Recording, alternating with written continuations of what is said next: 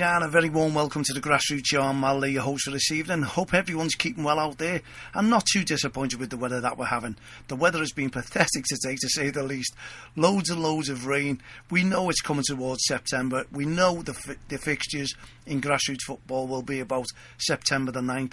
And the pitches, if you've got grass, are going to be they're murky and soggy, should we say, because I know the kids love it, but they don't love it when it comes down non-stop and it affects their games in grassroots football, because at the end of the day, that's what the kids are loving, isn't it? You know, we've got these 3G pitches now, we've got the 4G pitches, and, well, I love the grass football. I really, really do. And always the sliding tackles. Remember it getting covered in mud.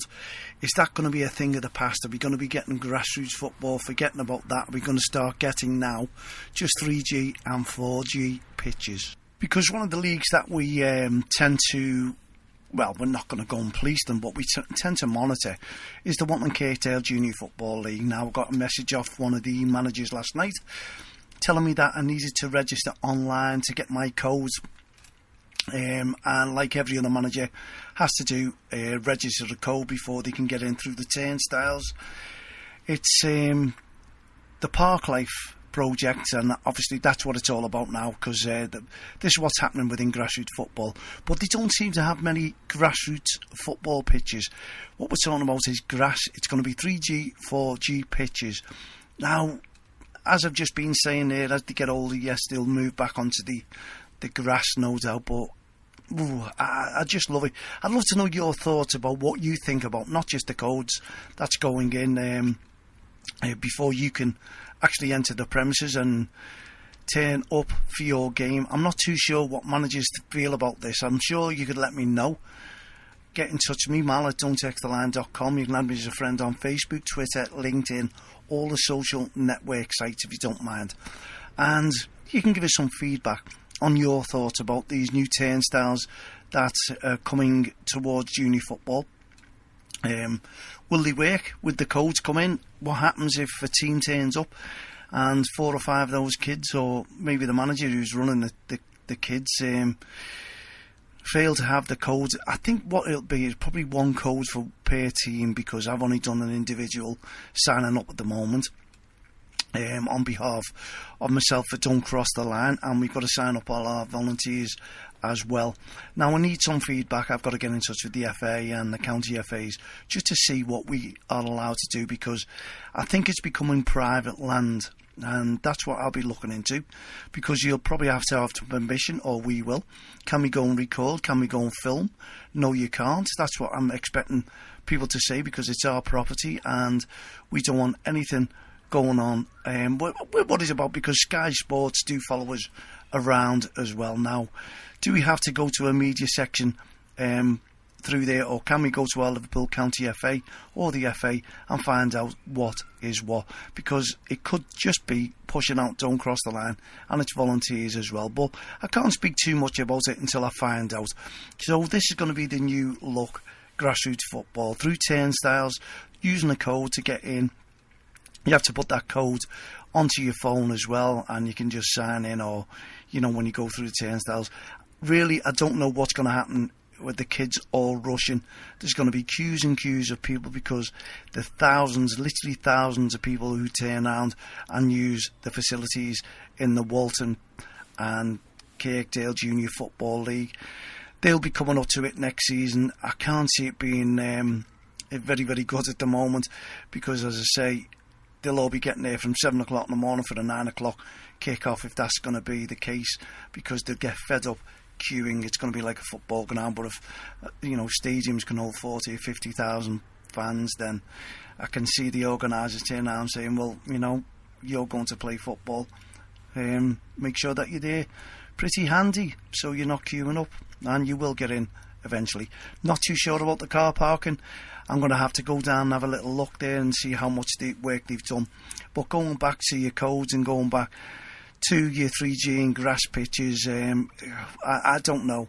What is your point of view on this one? The small side, it's going to be on the 3G and 4G pitches, we know that. and the older age groups are going to be on the grass.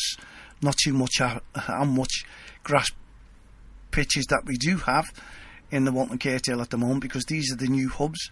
This is supported by the FA, and it's a company from Sheffield who are hosting the pitches in Liverpool. So it remains to be seen. We're going to have a few problems, aren't we? Minor problems, hopefully, when it kicks off.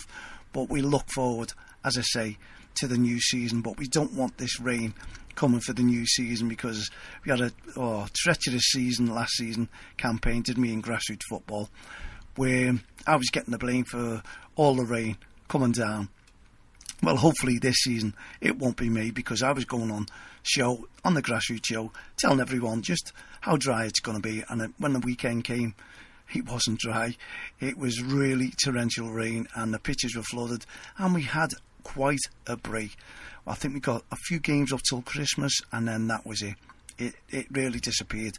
Junior football disappeared, and it really affected Don't Cross the Line with our Respect Awards as well. So hopefully we're going to have a real good go at this season, and we're just getting the rain now out the way. The summer seems to have gone. As I say, the cold snap is coming in. That was the forecast. Someone put on social media today a picture of Brighton. It looked absolutely glorious. Well, let's just hope this is just one of those days, and the rain will disappear. I know it has been torrential and the sun has been shining, but we've got too much rain. That, in my opinion.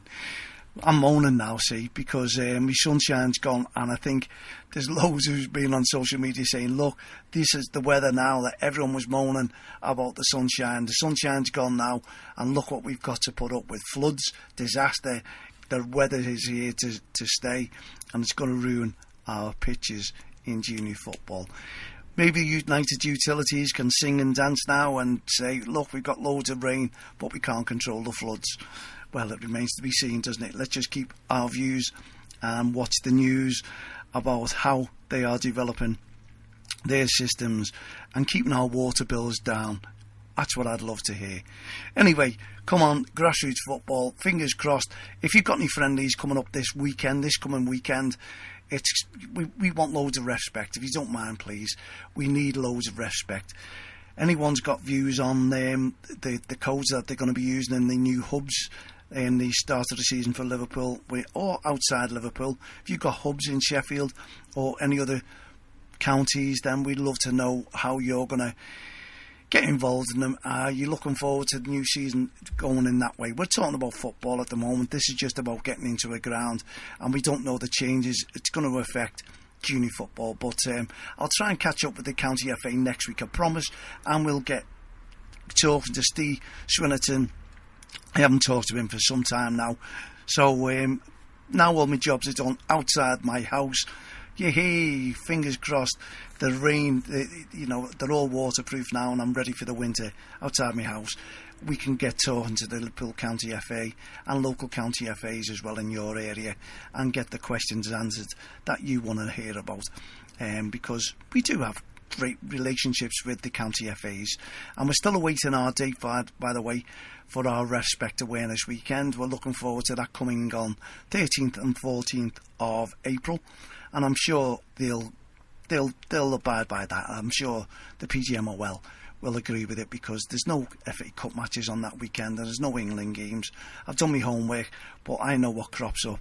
Something can be put in there. Sky Sports might just put a massive tournament on somewhere along the line, and it might blow it all out of proportion, and we're back to the drawing board. Anyway, we will have the Awareness Weekend 13th and 14th in grassroots football, and let's just hope the PGMOL will be wearing our t-shirts during that weekend as well. It's an awareness weekend, but we don't want it to stop there. We want even friendlies now this coming weekend. You've got a friendly tournament, or you've got some sort of tournament which is serious and you're playing for trophies. Then we want to see loads of respect towards the referees. No referees, no games. The referees need to be appreciated as well. No aggressive behaviour, no verbal abuse, please, on and off the field of play. Okay, thank you very much for tuning in to the Grassroots Show this evening. We'll be back again tomorrow evening at 7 p.m. So from myself, Mal Lee, and all the team here at the Grassroots Show, Don't Cross the Line and Respect campaign, we wish you a very good evening. Put your feet up, relax, have your cup of tea or glass of wine, and just wait till tomorrow night's show at 7 p.m. Good night, God bless.